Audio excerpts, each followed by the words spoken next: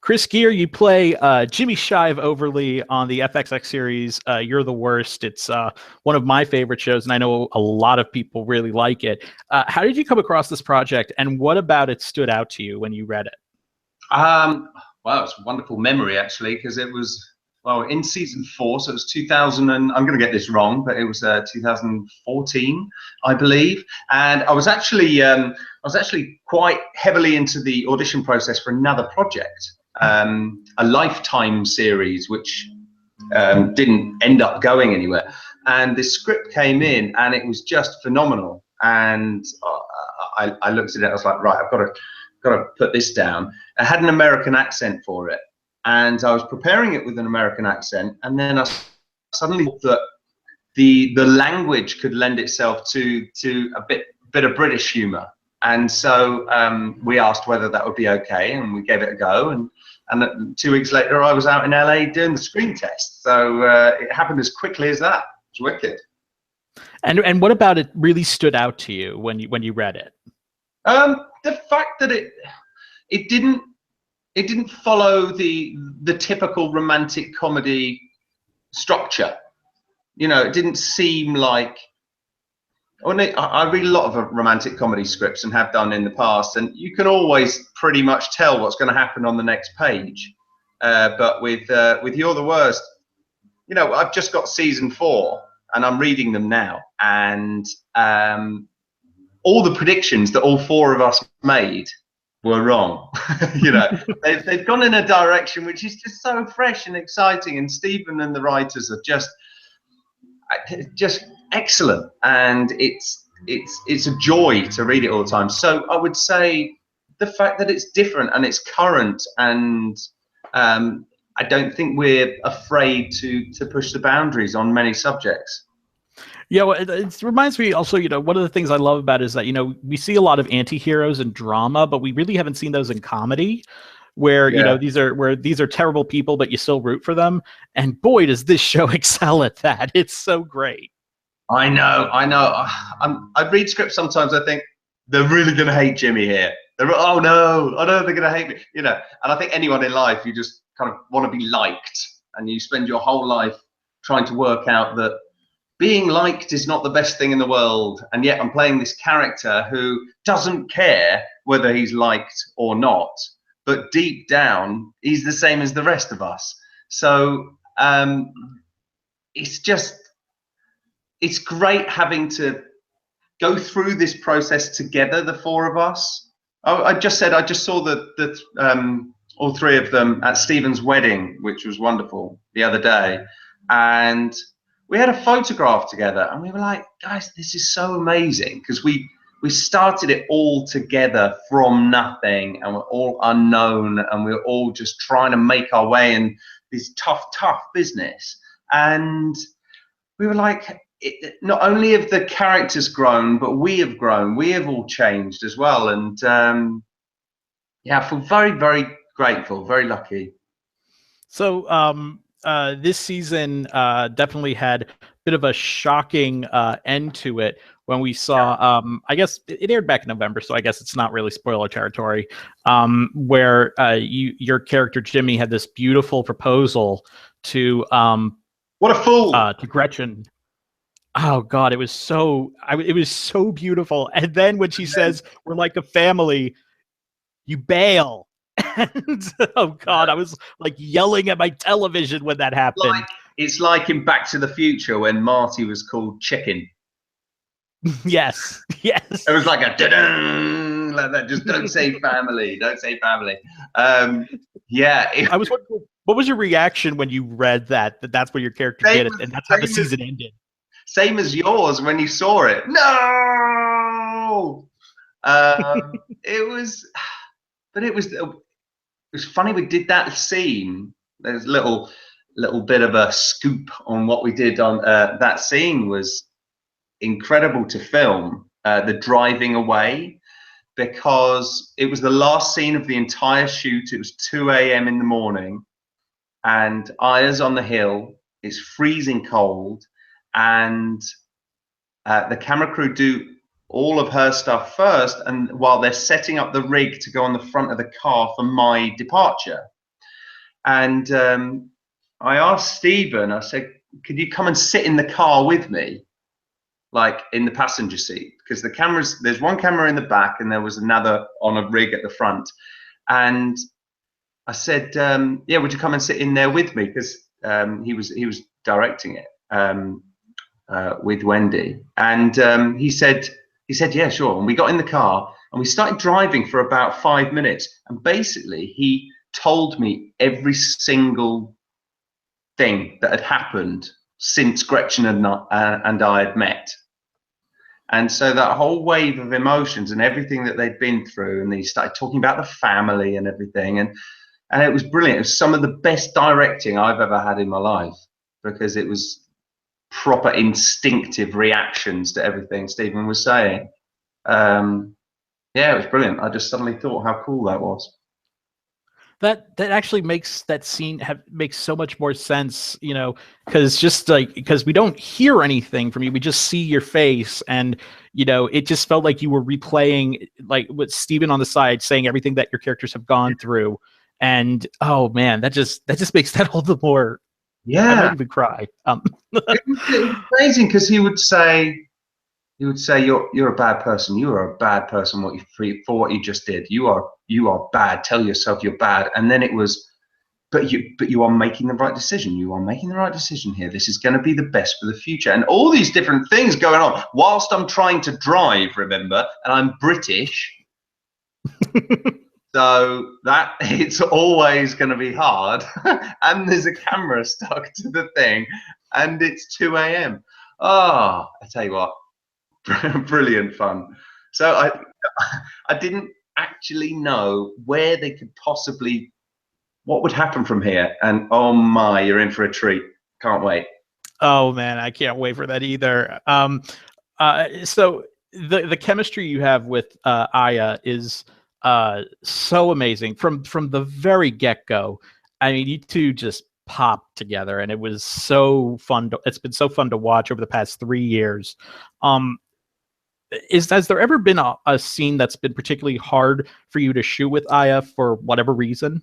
Yeah, the thing that springs to mind straight away is pretty much the whole depression arc. Because it was, you know, it's hard for Jimmy as a character, but it was hard for me as an actor, because Aya is so good. She gives me so much on set, that so many options to play off, so many kind of faces to react to, and words delivered differently, so I can give a fresh response, you know, in a way that's kind of what acting is, I suppose. I don't know, but during the depression storyline, obviously there was nothing there, and you know, I found myself being frustrated as the character, genuinely, because I myself was going, am I doing enough? Am I doing too much?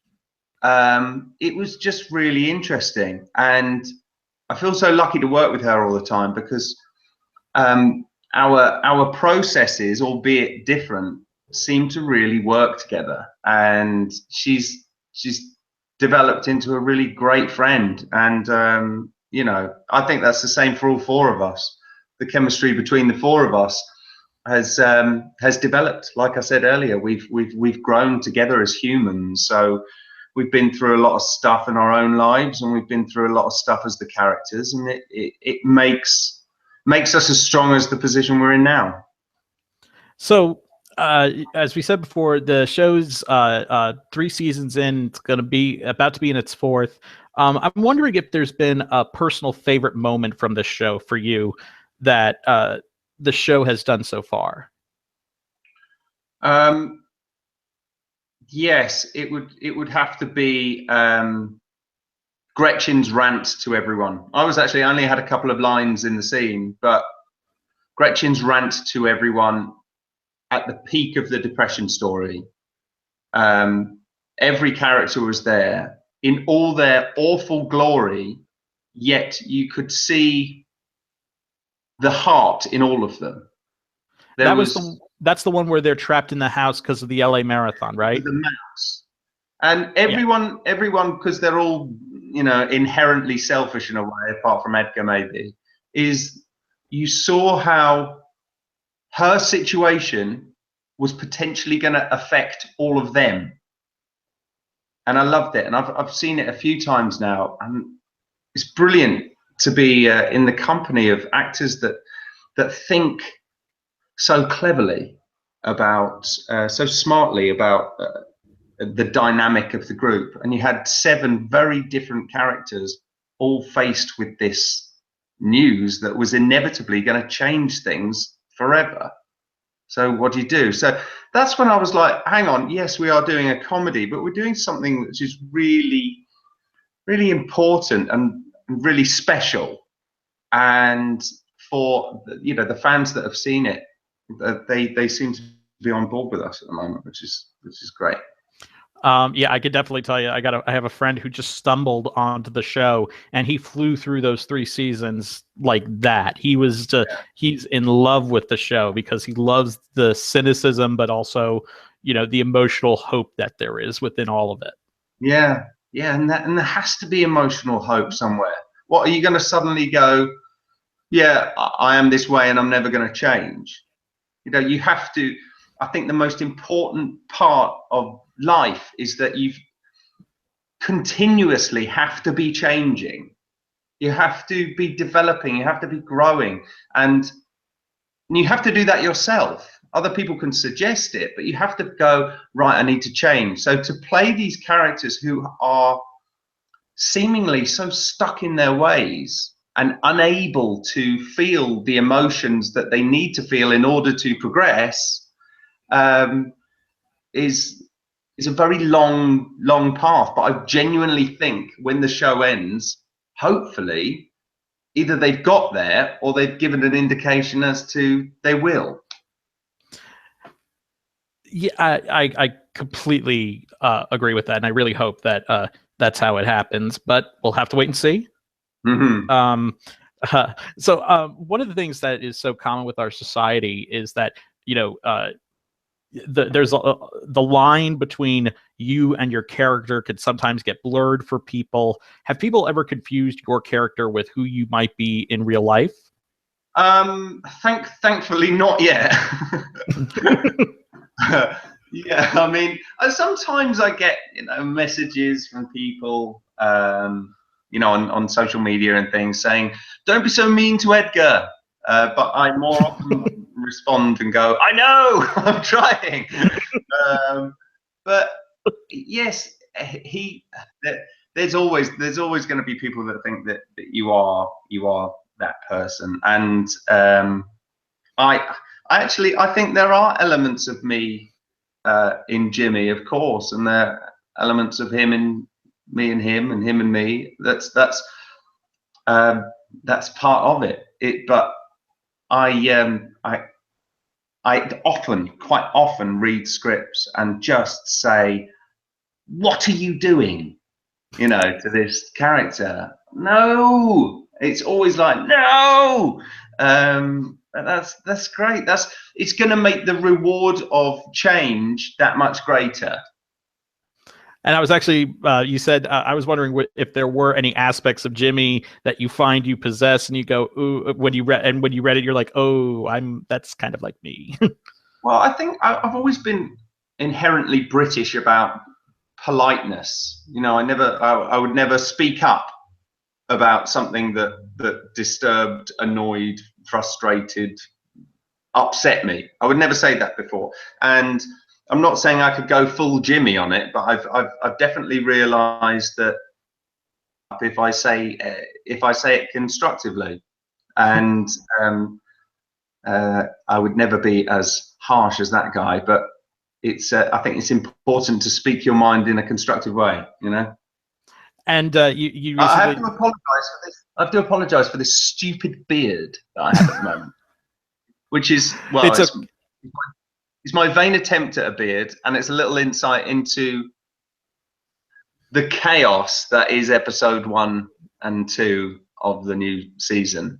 Okay, all right then. I'll forgive your attempt at being a Chris Martin lookalike for just 1 second there. I wish. Oh, it's more like Bigfoot.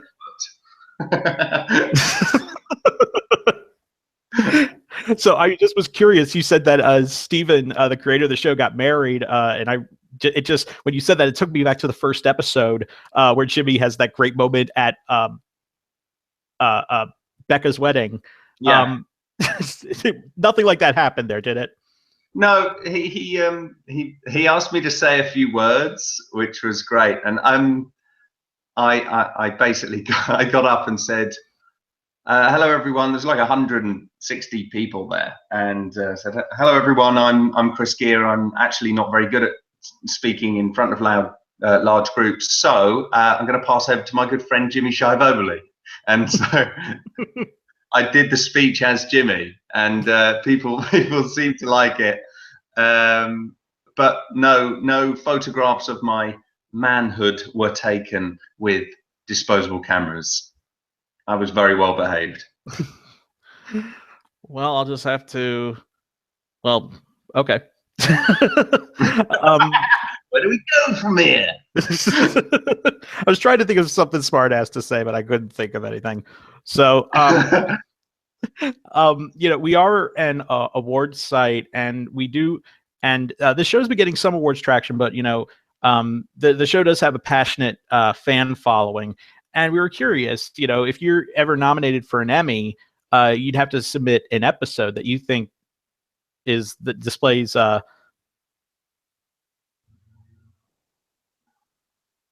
anything. If you have a particular favorite episode from season 3 that you think would best showcase that best showcases your abilities. Well, there's probably the episode where I put the ashes of my father over the fence of Tony Shalhoub's house. That was something that kind of really hit the heartstrings a little bit, and that was that side of Jimmy. But I'd also like them to see. It's the one where the 4 of us are together, because anything that I might do personally on my own very well is largely thanks to the group around us. So I think any scene with the 4 of us in it all together would be great. But the great thing about You're the Worst is that it can go from happy, silly to sad and meaningful in a matter of seconds. So I think any episodes are really good at showing that. It was a really great season, and any of my long speeches, that'd be lovely. Those are very good for winning, actually. You gotta love a long speech. And I have to know my scripts 2 weeks in advance so that I don't waste any time trying to learn them while I'm there. It's a brilliant show. I'm very proud of it. So you've been reading season 4. Sure. I know you can't tell us anything because except for the beard, we're just going to have a tarot card reader look into that. But is it? He hasn't shaved yet. So I want to know, is Paul still in the season? Oh yeah. Okay, good, because oh yeah, oh god, he was great in that finale. Brilliant, isn't he? That's the other thing. We're blessed with these amazing, what do they call it over here? Recurring actors as well. Todd and Janet, who play Vernon and Becca, and Paul. It's Alan who plays Paul, and then the rappers as well. Everyone's back. Okay. Everyone's back at different points. Okay, I'm glad that we get to see that. I'm glad that we're going to get to see that. Do you think the fans will be happy with season 4? Yes, I think it's going to emote from the beginning, and it's super funny because they're they're in this brand new situation again. And what do you do when you don't really know what to do? You make a mistake, and then there's so many mistakes all over the place, and that leads to more trouble. It seems like they're in the snowball of the end of season 3 could have been stopped and melted, but no, it just keep rolling it down the hill. Oh man, it gets they get themselves in crazy places, but they're all in different places now. It'll be really great for you to see how Edgar is now. I think he's stronger than ever, which is really lovely to see. And the others, well, Jimmy and Gretchen, not so much so. Well, I know I speak on behalf of a lot of people when I say we cannot wait for it. I'm guessing it's going to be someone in like September. I think so. Yeah, I think it's around that time. Yeah. But it's right, brilliant. well, I'd like to say a massive thank you to everyone, who has bothered to listen to this point. So personally, thank you very much. But also, yeah, for the continued support. I think of the small fan base that we have, they're very loyal and really with us. And we often talk about it and we treasure it very much. So thank you.